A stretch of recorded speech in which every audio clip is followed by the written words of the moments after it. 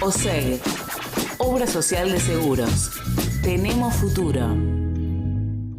www.radiográfica.org.ar. Los clásicos del domingo. Apiladas deportivas por Carlos Zaira. Panorama sindical de Lucas Molinari. Fuentes seguras por Gabriel Fernández. Infórmate desde el pueblo y desde el sur. La Gráfica. Pensamiento nacional y popular.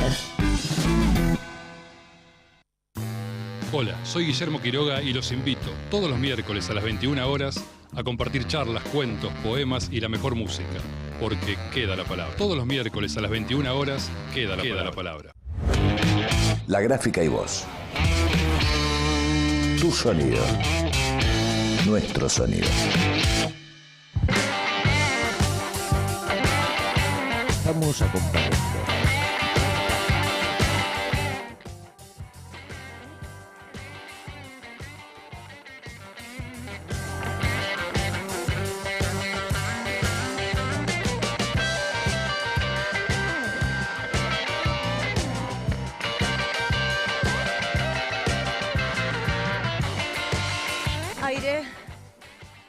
Muy bien, muy buenas tardes. Estamos en Laudatistas, nuestro episodio 33, me parece, ¿verdad? 33. ¿Cómo andan, Facu, Gustavo? Muy bien. Estamos arrancando nuestro episodio 33. Hoy nos vamos a dedicar profundamente a dos temas. Tenemos dos entrevistas muy importantes a las que queremos dedicarle el mayor tiempo posible, así que no vamos a hacer las clásicas editoriales, vamos a tratar de profundizar ahí. No obstante eso, como siempre les decimos, queremos poner siempre sobre aviso a la audiencia que pueden consultar nuestra página web www.somosalameda.org.ar para consultar allí todos nuestros documentos, denuncias, actividades de Ushuaia a La Quiaca, toda nuestra Alameda Federal, también nuestras redes sociales, y en la página también tienen allí tanto los lugares donde conseguir en forma virtual el libro La Amistad no se negocia, como los libros de adquisición gratuita que la Alameda ha publicado, y también, por supuesto, un link y una forma de aporte solidario a nuestra organización, que, como todos saben, no nos banca absolutamente nadie más que nuestro pueblo, porque si denuncias a las mafias transversalmente, no te puede bancar nadie. Así que también los invitamos allí. Así que, Gustavo, ya tenemos en línea a nuestro primer entrevistado. Bueno, muy bien. Vamos a entrevistar a un compañero. ¿Lo querés presentar, Facu? Sí, cómo no. Ahí vamos a tener por Meet al compañero. No sé si ya estará. Sí, está. Ya se está. Sí, ahí lo vemos. Alejandro, bueno, como bien dice, es un especialista en gestión ambiental y obviamente vamos a estar conversando con él, abocados en particular a los incendios de público conocimiento que están ocurriendo en este momento en la provincia de Chubut.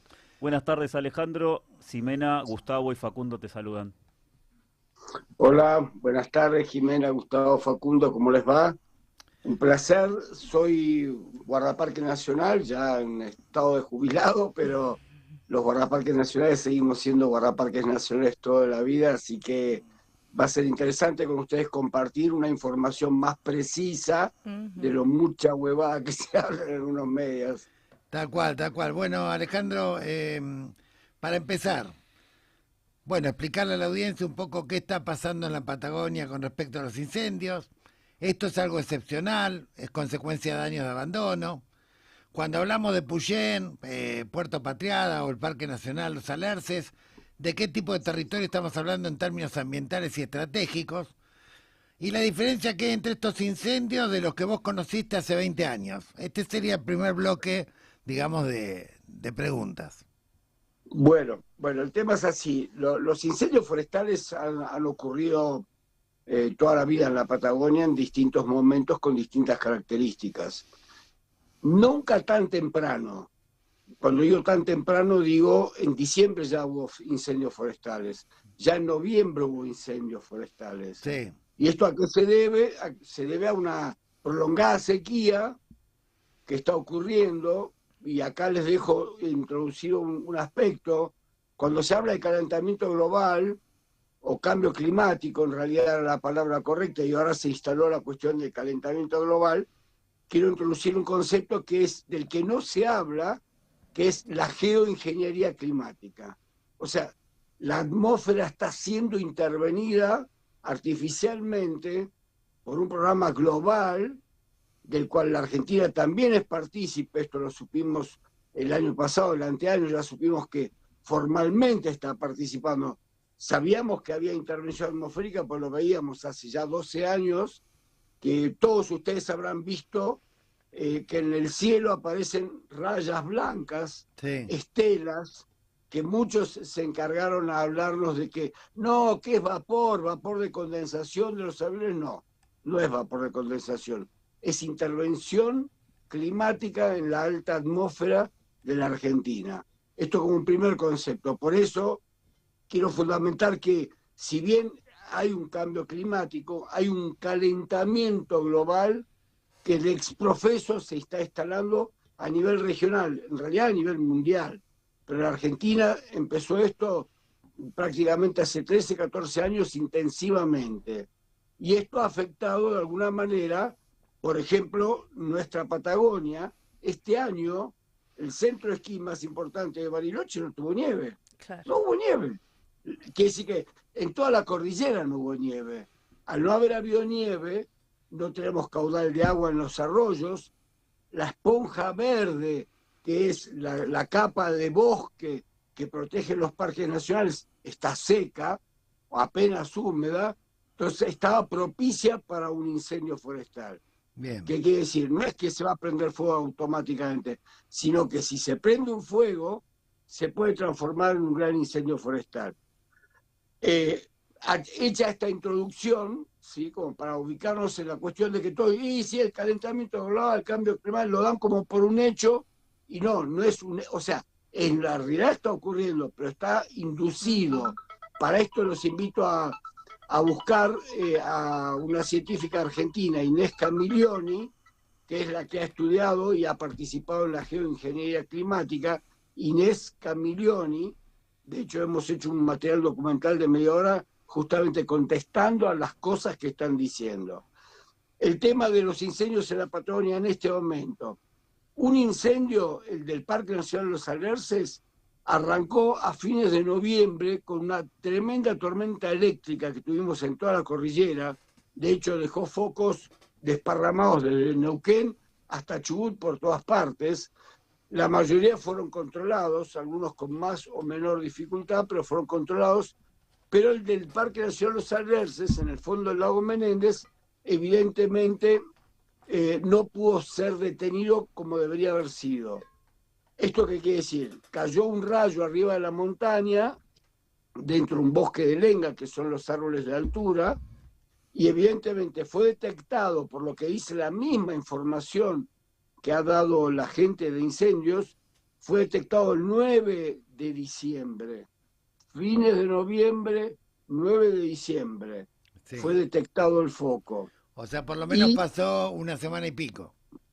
Totalmente, el año pasado nos pasó lo mismo con el incendio del lago Martín. Quiere decir que acá empezamos a descubrir un primer problema. No estamos con capacidad de detección temprana de los focos. Sí.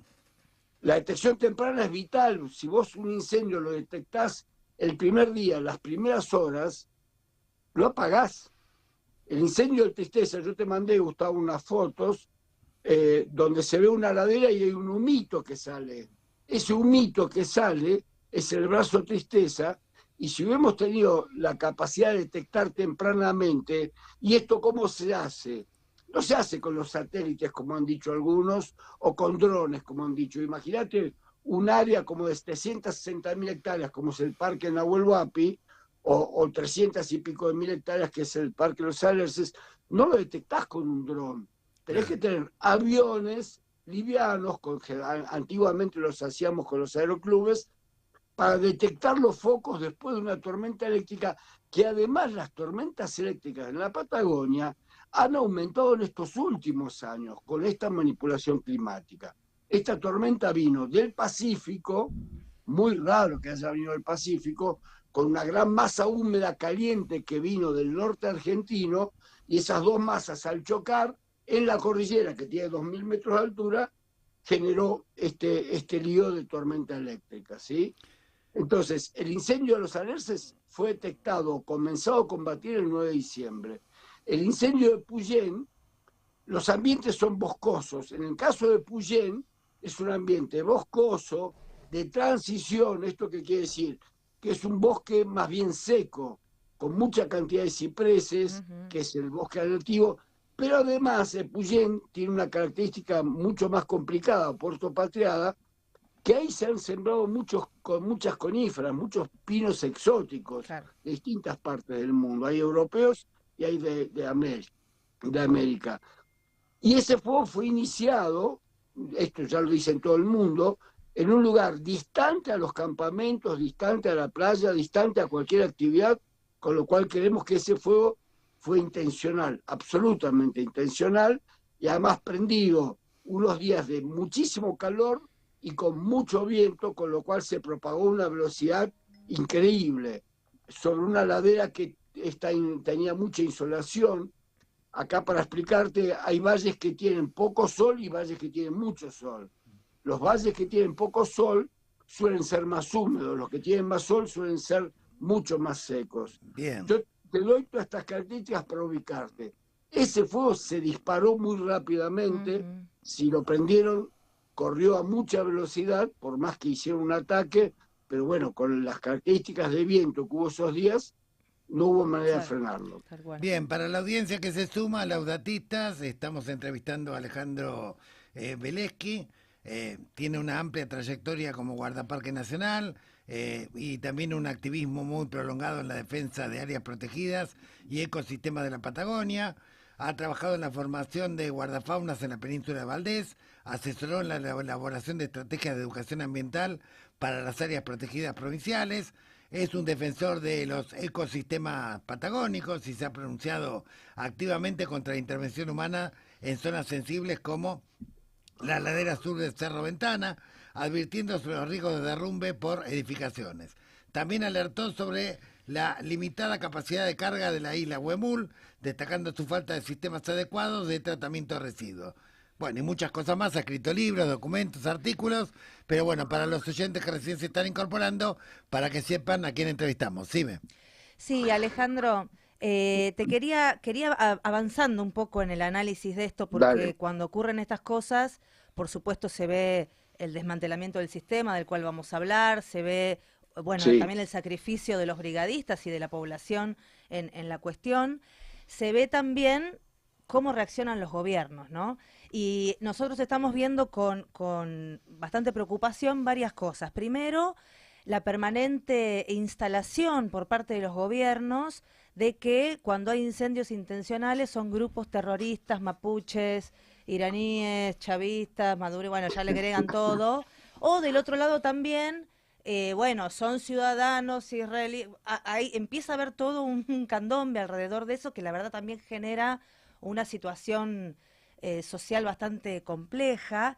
Y por otro lado, digo, evidentemente tiene que haber una utilidad política que buscan los gobiernos para buscar chivos expiatorios en este sentido, lo que creo yo que son chivos expiatorios.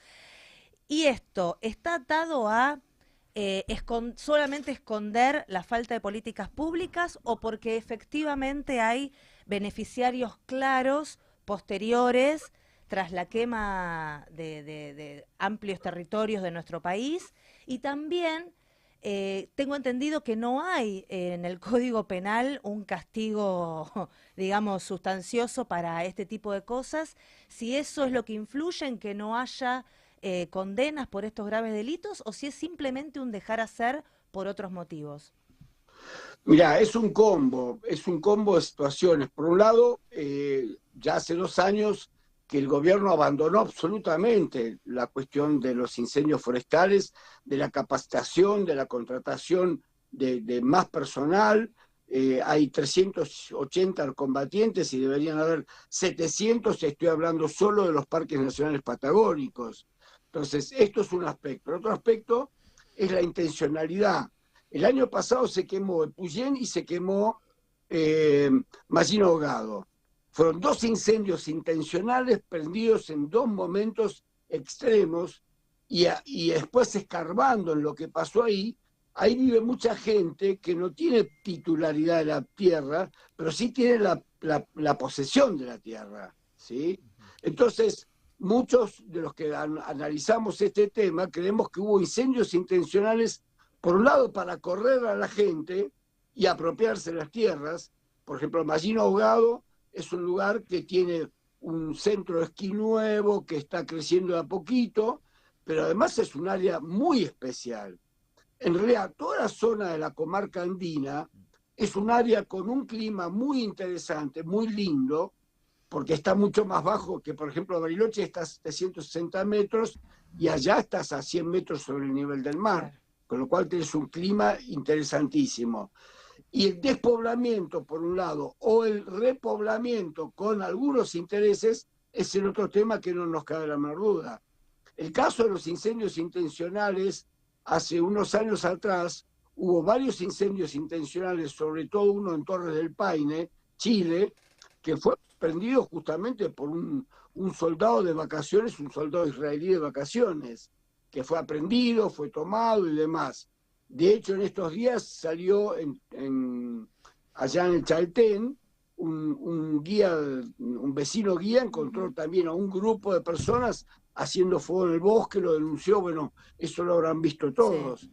Ahora, en esta región, en la zona del Hoyo, seguramente hay algún tipo de intención de repoblamiento o utilización de la tierra. Por otro lado, la tierra quemada pierde valor. Después se recuperará, pero la tierra quemada pierde valor. En este momento, el lago Epuyén está rodeado por el fuego, o sea, ya quemó, la ladera norte la quemó entera, está yendo por la ladera sur y ya se salió hacia la estepa el fuego. Esa zona tiene un valor agregado de utilidad seguramente importante. Y hay mucha gente que tiene la posesión de la tierra, no tiene la propiedad. El caso de Epuyén y el caso de Mallina Ahogado, tanto Torres, el gobernador de Chubut, que lo único que hicieron fue venir a acusar a los mapuches cuando no tienen una sola prueba, no tienen nada para mostrar. De hecho, inclusive en Mallina Ahogado detuvieron a un chico que vino del Valle de Río Negro a ayudar a apagar el incendio, lo tuvieron varios meses presos cuando él no tuvo nada que ver. Y oh casualidad, se quemaron los campos desde el borde de Lewis, el británico que tiene el lago escondido, hacia el Mallín. Él sí debe tener recursos porque nunca se le queman a él, ¿no? Evidentemente sí, o simplemente hay unos grandes intereses para justamente avanzar sobre esas otras zonas.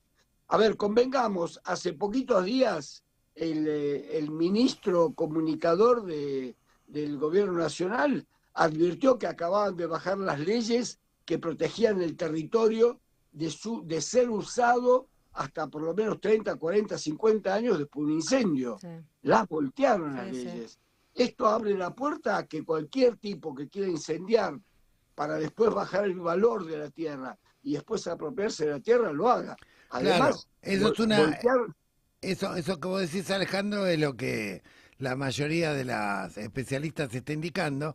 Sin embargo, hace una hora aproximadamente hubo una entrevista al intendente del Hoyo que le hizo Fontevecchia en Perfil, donde el intendente del Hoyo tiene la teoría de que estos incendios están provocados para luego conurbanizar la zona, o sea, ir a tomar tierras, ocuparlas, y no para un negocio inmobiliario, sino para, de alguna manera, una especie de estructura mafiosa de ocupas. Esto es lo que le escuché textualmente al intendente del Hoyo antes de venir para este programa. ¿Qué opinas al respecto? Realmente, tanto el intendente de Bolsón, que lo he visto hablar el año pasado y mandar a sus matones a paliar a los vecinos que estaban protestando por los incendios, el del Hoyo no lo conozco, pero realmente me parece una burrada lo que está diciendo. Entre comillas, uno ocupa, no quiere tierra quemada, para nada le interesa eso.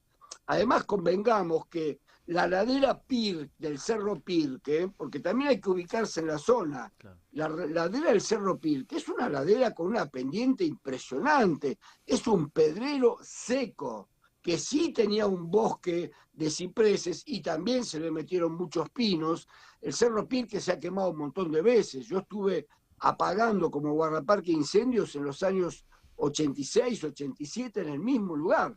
En esa misma zona que se quemó ahora, en los 86, 87 también hubo incendios.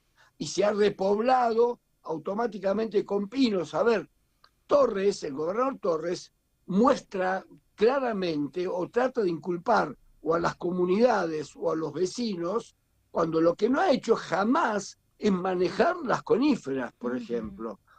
Todos saben que son un polvorín los bosques de coníferas, y lo han dejado estar. Desde la época de Menem para acá, se desarmó el Instituto Forestal Nacional, y todas las forestaciones están libradas al azar. Esas forestaciones que están sueltas y que además son unos semilleros formidables, ¿sí?, están totalmente abandonadas. Y en su momento el Estado Nacional puso mucha plata para esas forestaciones, con el plan de tener madera. Pero bueno, todo esto está abandonado. Alejandro, ya que mencionás el tema, bueno, vos ahí mencionabas que hay unos 300 brigadistas cuando debería haber 700, entonces profundizar un poquito más sobre el recurso humano, este recorte presupuestario. Sabemos que esto viene de larga data, pero que se acentuó con este gobierno, que tuvo un recorte. Veíamos también los reclamos de los brigadistas pidiendo pase a planta permanente, mejora de los salarios, mejora de las jubilaciones.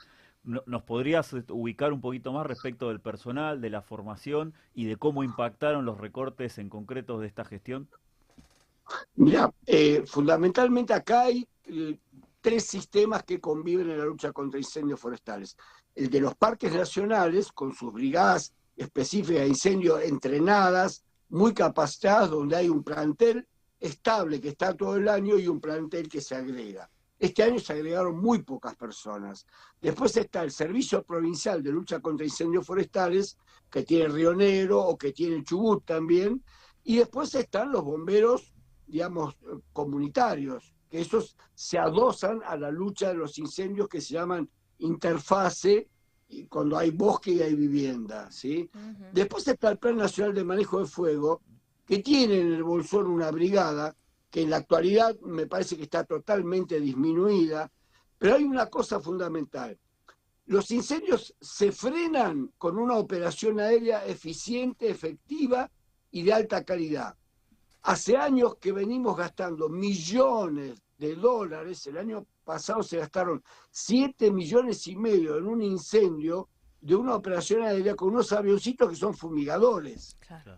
Ojo, no critico a los pilotos, que son muy arriesgados y demás, pero eso no sirve en la Patagonia, pues son aviones que tienen que aterrizar en un aeropuerto, cargar agua y demás, para frenar el fuego. Para eso se usan grandes aviones, los Canadair, que ahora son los Bombardier, que son aviones que cargan en 8 o 10 segundos 5.000 litros, o los Beriev BE-200, que son aviones rusos. Chile el año pasado contó con esos aviones, se los pidieron a Rusia y Rusia se los mandó para que los ayudara, que son aviones que cargan 12.000 litros en un vuelo rasante en el lago. Ahora, para poder tener esos aviones, supongo que los fondos tienen que ser utilizados del Fondo de Manejo de Fuego, que es el que el gobierno quiere reducir. Totalmente, pero además, fíjate esto, el año pasado te dije 7,5 millones en un incendio, en el incendio del lago Martín. ¿Cuánto hubiese costado tener alquilados esos aviones? Porque además ese avión, suponete el incendio del brazo sur del Menéndez, ese humito, va un avión con 12.000 litros, un helicóptero te deja combatientes en la montaña que empiezan a bajar hacia el foco. Un avión de eso te tira 10 bombazos, 15, 20 bombazos en una hora, claro, de 12.000 litros cada uno. No queda ni el chiste del fuego en ese lugar. Y después los combatientes, y esto es importante remarcarlo, el fuego lo apagan los combatientes con herramientas manuales, no lo apaga un avión. El avión lo que hace es atemperar, frenar el avance, pero el combatiente es vital. Los combatientes de parques o del SPRIF en general son combatientes bien formados, con mucha experiencia. Seguramente en este momento, como ha pasado, están muy, muy presionados no pueden reclamar porque los echan, con sueldos de 800.000 pesos no pueden ni siquiera levantar la voz. Yo cuando ayer lo vi a los compañeros combatientes hacer esa reunión y delatar esta situación, no me cabe la menor duda que se va a desatar una persecución contra ellos en este momento. Porque realmente este gobierno ha despreciado toda la situación ambiental de un primer momento. Ustedes se acuerdan cuando el presidente que tenemos dijo, y contamina un río, ¿qué me importa? Se contamina, chao. Se queman los bosques y ahora, claro, como vio que está tomando volumen la información, sale a hablar los heroicos combatientes. ¿Dónde está el Estado? ¿Dónde está el Estado? El Estado no está mandando los recursos que hace falta para combatir efectivamente. Y a esto sumale, se quemaron el año pasado, se quemaron algo así como 15.000 hectáreas en un incendio. Se gastaron $7,5 millones en una operación aérea inútil. Se gastaron 5 millones de pesos en la parte de apoyo a los combatientes, ¿sí? Se quemaron 12.000 hectáreas. ¿Qué precio tiene lo que se quema? Es un montón. ¿Qué valor le ponemos a millones de aves, animales, mamíferos, roedores, los bosques, todas situaciones? No tiene precio. ¿Cuál es la afectación, Alejandro? ¿Cuál es la afectación concreta, descriptiva, para que toda la audiencia pueda tomar dimensión? Viste que a veces cuando uno vive en otro tipo de lugares, no terminás a veces de visualizar la gravedad. Igual esto es tan enorme que lo visualiza hasta un ciego, ¿no? Pero ¿cuál es la afectación en términos de biodiversidad, contaminación de los suelos, reutilización de los suelos? Y también si esto, por fuera del área afectada, termina afectando también otras áreas y otras situaciones de nuestra nación, ¿no? Sí, bueno, esto es muy importante lo que preguntaba Jimena, porque, a ver, primero, desde el punto de vista de biodiversidad, un solo ejemplo. El Cerro Riscoso, que es un cerro que está arriba del Lago Verde, que se está quemando de los dos lados, tiene una colonia de huemules. El huemul es un ciervo autóctono que está en la lista roja, en la lista de peligro de extinción. Hay una comunidad que hace rato se instaló ahí, y también el Cerro Alto Petizo, que son lugares donde fueron mis primeros destinos como guardaparque. Eso se quemó entero. Y el huemul, por más que uno diga, bueno, un ciervito, no es una especie única, endémica, en peligro de extinción. Esto es un aspecto. Después tenés las aves, la fauna, bueno, eso no tiene precio. Desde el punto de vista que nos relaciona a nosotros, a ustedes que están hablando conmigo y yo con ustedes a través de internet y de la luz que tengo acá, ¿sí? La cordillera andino-patagónica, el Parque Lanín, Parque Nahuel Huapi, Parque Alerces, son 3 parques nacionales que aportan agua a represas hidroeléctricas, Alerces a la represa Futaleufú, que fue la represa que se hizo en dictadura para abastecer la planta de aluminio en Puerto Madryn, que fue ya un impacto gigantísimo, y estos 2 parques nacionales, Lanín y Nahuel Huapi, que entre los dos suman 1.200.000 hectáreas, un poquito más, mantienen la cuenca del río Limay. La cuenca del río Limay es la que atraviesa 5 represas. Esas 5 represas abastecen de agua y generan a los reactores hidroeléctricos, que generan más o menos el 30-35% de la energía del país. Entonces, cuando se quema un bosque, que vale la pena también recordar, el perfil de suelo del bosque andino patagónico tiene 60 centímetros de profundidad. No es como la pampa, que tiene metros de tierra. La tierra vital, donde se desarrollan los bosques de árboles de 500 a 2.000, 3.000 años de edad, como hay en la zona del Parque de los Alerces. El alerce se llama así por el árbol que se llama Phytología cupressoides, que es el alerce, uno de los árboles más antiguos del planeta. Tiene 60 centímetros de profundidad. Si esto se quema, se muere la vida. Claro. Viene la lluvia, se lava, queda la roca pelada, va a venir grandes torrentes en la época de lluvia, con aludes, con deslaves, con todo, y en la época de seca no va a haber agua. Al no haber agua, no va a haber energía. Al no haber energía, colapsan las grandes ciudades, claro, porque es la energía más barata. El impacto ambiental ya se pagó hace muchísimos años con la construcción de las represas, y seguimos quemando combustible que seguimos aportando al calentamiento global. Claro. Es decir, hay una cadena vital que no solo tiene que ver el mundo natural, la madre tierra, la que tanto Francisco amaba. Les cuento, yo tenía mi primer programa de radio que hice en los años 80, se llamaba San Francisco Asís, Hombre y Naturaleza. Qué bueno. ¿Sí?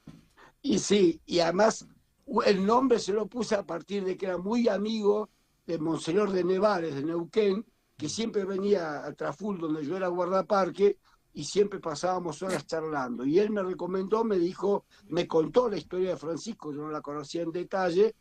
Entonces, si desaparece la tierra, la vida, ya es una primera pérdida. La otra pérdida es la económica desde el punto turístico. En este momento está colapsado el turismo en toda esta región porque hay rutas cortadas, porque el paisaje se destruyó, porque no se puede andar. Y la final es el tema del agua. En un mundo que tiene sed a nivel mundial, que se queme la esponja verde de la cordillera andino-patagónica, es un desastre. Desde todo punto de vista, el economista que tenemos, entre comillas, economista de presidente, por lo menos debería utilizar un poquito de lo que le queda para entender que si se queda sin energía, su modelo también, digamos, se va al diablo. ¿Sí? El país se va al diablo si no tiene energía. Bien, Alejandro, se nos va cortando el tiempo. Las últimas preguntas que... Bueno, identificaste claramente los problemas en el diagnóstico, fenómenos climáticos extremos por la acción del hombre, También. Falta de prevención o detección temprana, escaso personal y muy mal pagado y en malas condiciones de trabajo, falta de aviones y elementos indispensables para poder apagar los incendios, posibles negocios de gentrificación inmobiliarios que pueden estar vinculados a la reducción del presupuesto de la ley de manejo de fuego y el acceso a tierras quemadas, la modificación de la ley. Bien, ahora la pregunta sería, en un futuro proyecto nacional, porque no hay más que dure 100 años, ¿cuáles son las medidas que a vos te parece indispensable que habría que tomar justamente para proteger estos ecosistemas, para proteger el agua, para proteger la energía, para proteger la biodiversidad? Mira, la medida principal es fortalecer todo lo que contaste que no tenemos. Esa es una medida. Además, la otra medida urgente que nunca se hizo, salvo algunos ensayos acá en la Patagonia, es la recuperación de las zonas quemadas. Las zonas quemadas habría que tener gigantescos viveros y volver a lograr, digamos, replantar la flora que sujeta el suelo. En algunos países, después de un incendio, pasan grandes aviones hidrantes y tiran un combo de semilla para sujetar el suelo para que no se vaya. Pero bueno, básicamente lo fundamental, primero que nada, a ver qué pasa con la intervención climática. Segundo, equipamiento, detección temprana, ataque rápido, y los combatientes que trabajen todo el año. En invierno, los combatientes de Bariloche, que están permanentes en parques, hacen aperturas de picadas, hacen limpiezas de los bosques donde hay riesgo de campamento. Los combatientes trabajan en el rescate de personas en la montaña, porque tienen un adiestramiento muy amplio. Entonces, tomar en serio esta defensa del ambiente. Y una cosa que nunca hemos logrado, y que se las comparto con ustedes, las represas hidroeléctricas no ponen un mango en la defensa de la cuenca. Claro. Habría que a las represas hidroeléctricas hacerles poner plata para la protección del bosque, justamente porque les va a servir a ellos. Clarísimo. Esto debería ser un hecho fundamental. Clarísimo. Y por supuesto una política social de tierras adecuadas para el desarrollo humano y un control y por supuesto cerrar todo lo que abrió Milei para la venta de tierras y la extranjerización de las tierras. Eso basta, ya tenemos demasiado. Bien, Alejandro, te agradecemos muchísimo, te vamos a volver a contactar seguramente, porque mientras esté este gobierno vamos a tener numerosos problemas, pero también para la construcción de un programa nacional, para la incorporación de estos temas dentro de un programa nacional indispensable para la reconstrucción de la patria una vez que estos cipayos se les termine la hora. Muchas gracias y bueno, estamos en contacto con las Batistas. Dale, muchas gracias. Y sí, hay que construir un programa nacional serio, profundo y horizontal, de abajo para arriba, Así para es. que realmente podamos cambiar esa Y realidad. de la periferia al Muy centro. bien, muy bien. Ale, te contaremos también para eso. Muchas gracias. Sí, por favor, cuenten conmigo. Gracias a ustedes. Gracias. Hemos conversado con Alejandro Belez, que es ex guardaparque, es técnico especialista en gestión ambiental. La verdad que hemos podido comprender más en profundidad el nivel de la catástrofe y las cosas por hacer. Vamos a ir a una pausa que va a disponer nuestro operador estrella del día, Santino, al que le agradecemos. Y cuando volvamos ya nos metemos con Bolivia. Radiográfica. 20 años. 20 años construyendo comunicación popular. 20 años sonando a Radiográfica. Para que nadie te diga lo que tenés que escuchar, para que nadie nos diga lo que tenemos que decir, sumate a la comunidad radiográfica. Desde 2005, recuperando el aire. La radiográfica se construye pesito a pesito, voz a voz, paso a paso. Todos ponemos, todos. Hacela cortita. Faltan 40 lucas para levantar la torre. Compra tu bono llamando al 4116-2848 o venite a Avenida Patricios 1941. En 20 años, no cambiamos, evolucionamos. Federación del Personal de Vialidad Nacional. En las rutas nacionales, dignificando al trabajador y trabajadora vial. Todos los lunes a las 22 horas por Radiográfica, en mi barrio no había kiwis. Un lugar, un tiempo, una hora para que la señal del GPS se pierda y haya que preguntar en las esquinas cómo llegar. Una hora sin contacto con nada que no sea real. Un programa para escuchar y reflexionar. En mi barrio no había kiwis. La radio que se escucha. Nada que ver con nada. Y eso no es poco. La Gráfica. FM 89.3. Suena la comunicación popular.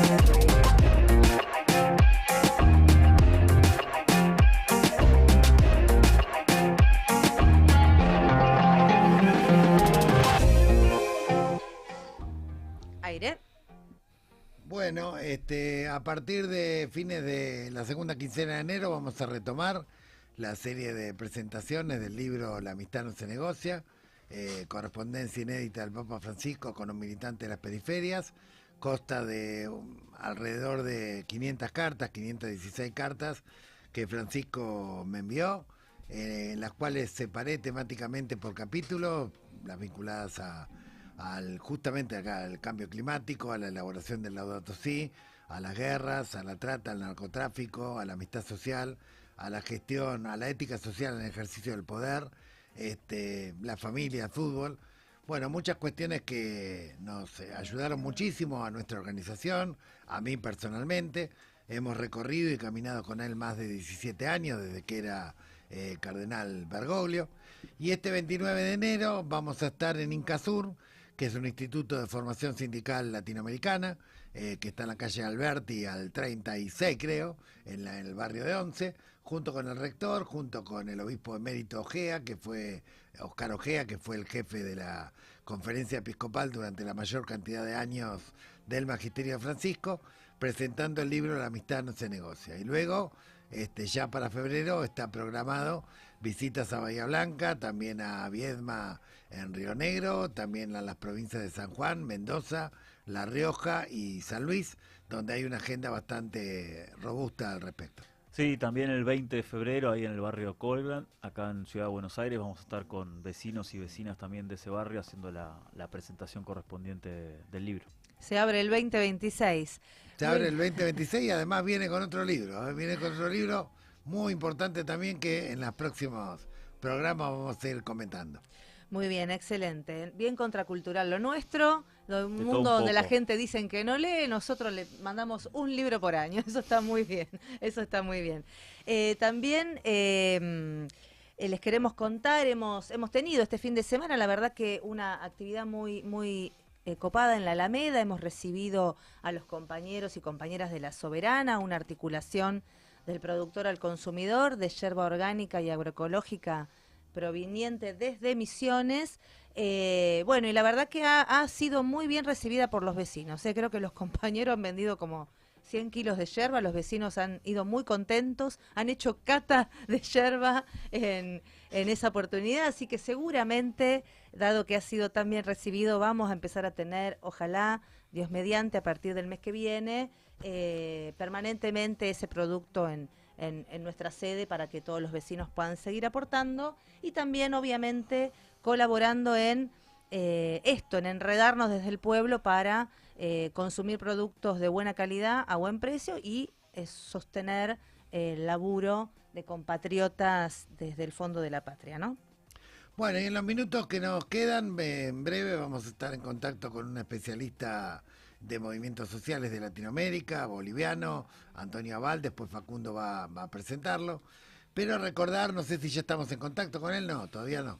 Bueno, recordar un poco el contexto de lo que vamos a preguntarle. En junio del 2024 en Bolivia hubo un intento de golpe de Estado por el general Juan José Zúñiga, quien tomó la Plaza Murillo. Finalmente fue luego arrestado. En septiembre y octubre hubo una marcha para salvar a Bolivia, encabezada por Evo Morales, que derivó en bloqueos de caminos masivos y enfrentamientos con la fracción de Luis Arce. Ahí empezó una lamentable y dramática fractura al interior del MAS. Luego se inhabilita la candidatura de Evo, luego finalmente viene una crisis con el diésel y con el alza de precios. El 17 de agosto hay una derrota electoral catastrófica al movimiento socialismo, y ahora estamos con este gobierno de Paz Zamora y con medidas de ajuste frente a las cuales ya ha reaccionado la central boliviana y también, digamos, el movimiento campesino.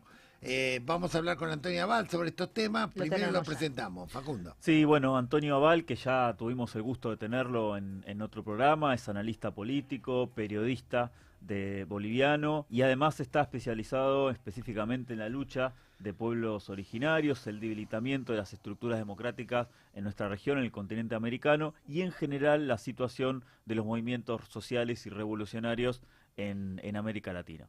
Adelante, Alejandro. Antonio, ¿nos estás escuchando? Bienvenido. Sí, buenos días, buenas tardes. Buenas tardes. Bueno, Antonio, perfectamente.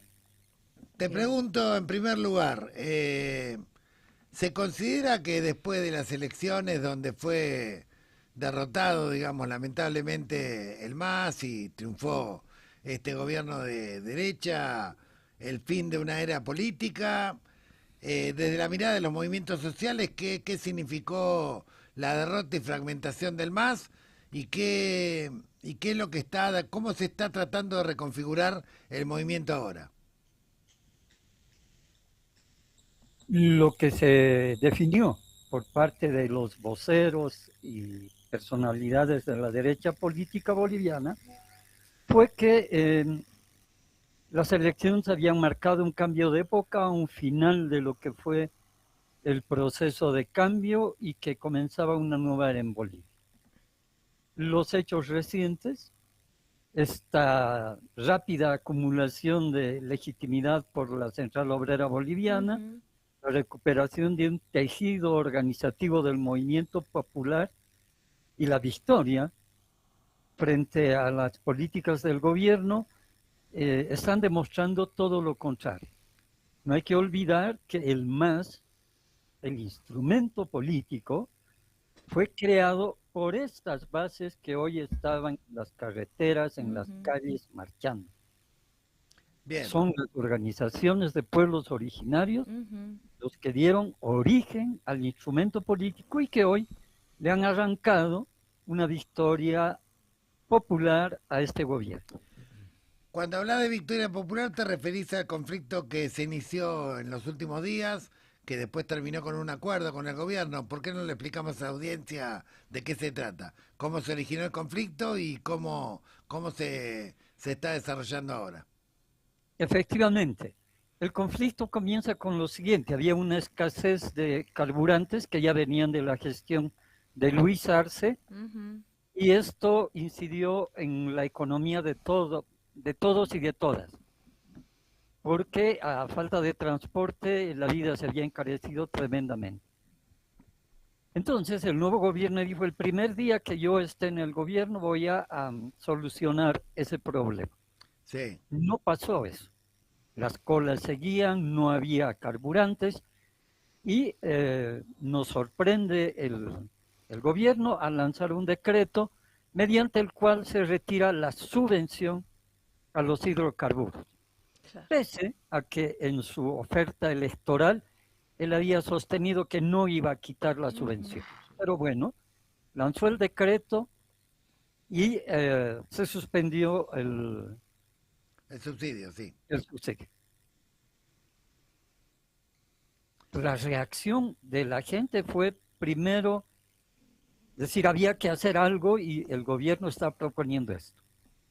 Una lectura minuciosa y consciente de parte de la Federación de Mineros se expresa y dice: momentito, no se trata solamente de quitar la subvención. Este decreto es un ajuste estructural a la economía del país. Y empieza a desmenuzar el contenido del decreto. Sí. Aquí hay privatización, aquí hay facilidades para transnacionalizar la economía boliviana, aquí hay facilidades para el saqueo de recursos naturales, aquí hay facilidades de préstamos para la empresa privada, en fin, esto es un ajuste estructural. Y ahí comienza la Federación de Mineros, que está a la cabeza de la Central Obrera Boliviana, a observar el decreto primero y después a imponer medidas, marchas en las ciudades, ¿no?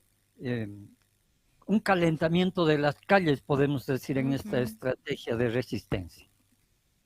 Y bueno, esto terminó con la decisión de romper un diálogo que el gobierno se empeñó en llevar adelante y en el que dijo: podemos hablar de todo lo que quieran, incluso podemos reformar el decreto en forma, pero no en el fondo. La COP rompió el diálogo y les dijo: bueno, nos vamos a las carreteras. Sí. Los bloqueos comenzaron muy pocos, 8, 10, pero hasta el día de ayer sumaban más de 80 puntos de bloqueo. Entonces esto determinó que había aumentado el caudal de adherentes a los bloqueos, a la movilización popular, un fortalecimiento de los sectores movilizados y puso en alerta al gobierno. ¿Y cómo terminó?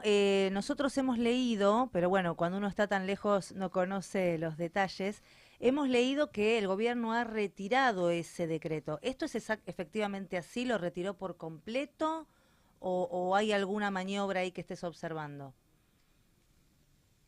En estos momentos hay un debate acerca de esto. Ah, mira.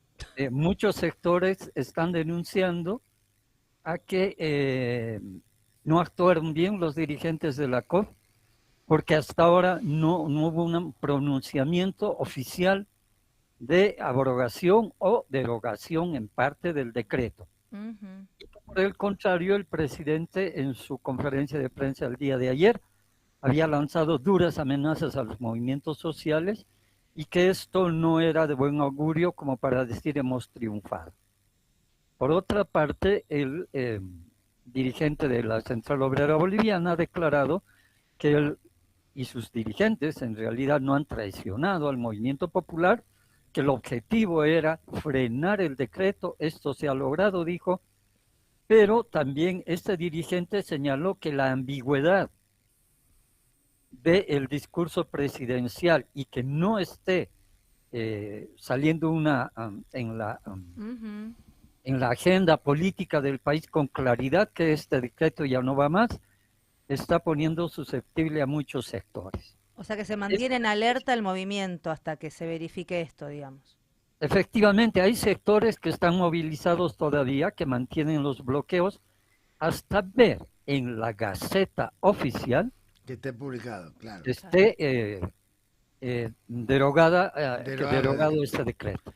Bien, y para ir cerrando, nos quedan unos 6, 7 minutos.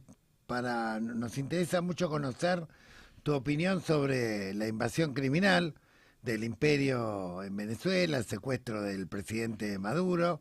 ¿Qué repercusiones ha tenido eso en Bolivia? ¿Qué lectura estás haciendo de cómo impacta esto en Venezuela y en la región y en Bolivia, dado que, bueno, que no solamente seguís los movimientos sociales en tu país, sino que también has muchas veces analizado e intervenido sobre los movimientos en general en toda Latinoamérica?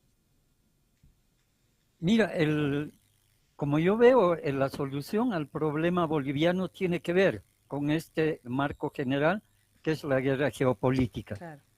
Por una sencilla razón: de prolongarse el conflicto en Bolivia, esto desestabilizaba la región y le quitaba a Estados Unidos la posibilidad, que ahora está abierta, de hacerse con el litio y las tierras raras en Bolivia. Sí.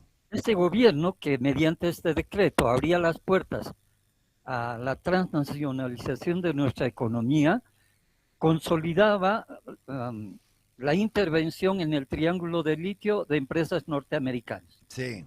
Eso ya estaba dado. Por lo tanto, si este gobierno, dada la intensidad de los bloqueos, iban a pedir la renuncia de este gobierno, esto no favorecía a la política norteamericana, que además ha demostrado su agresividad y sus intenciones de recolonizar al continente a partir del hecho que ha suscitado en Venezuela.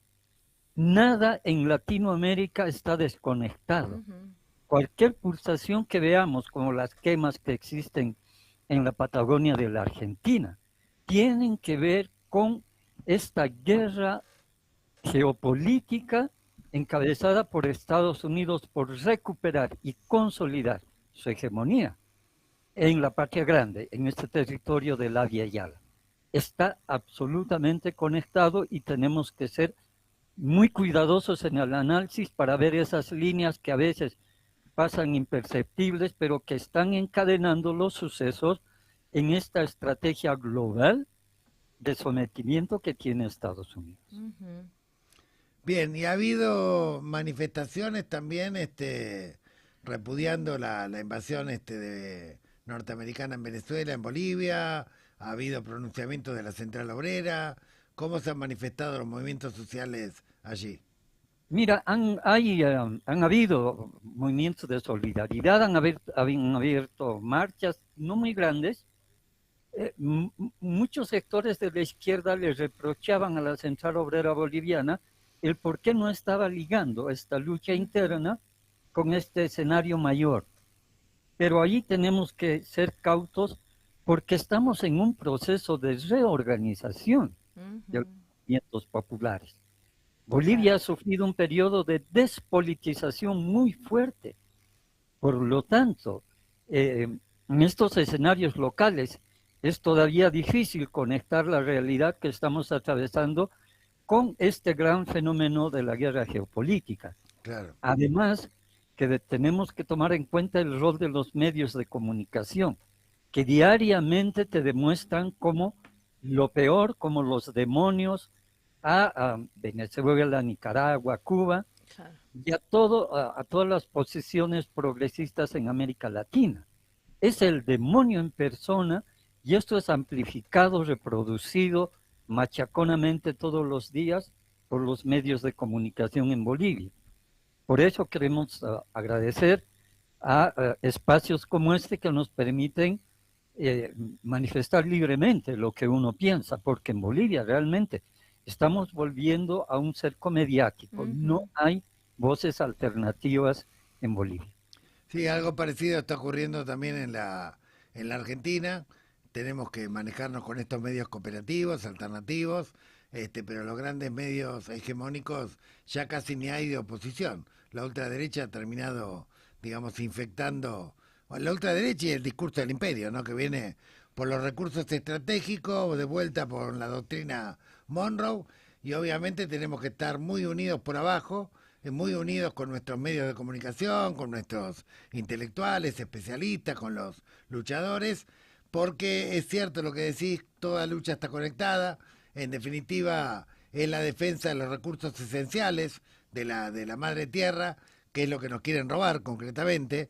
El litio, la tierra, el agua, la minería, el petróleo, vienen por eso. Así que bueno, te agradecemos muchísimo estos minutos y seguramente te vamos a volver a contactar.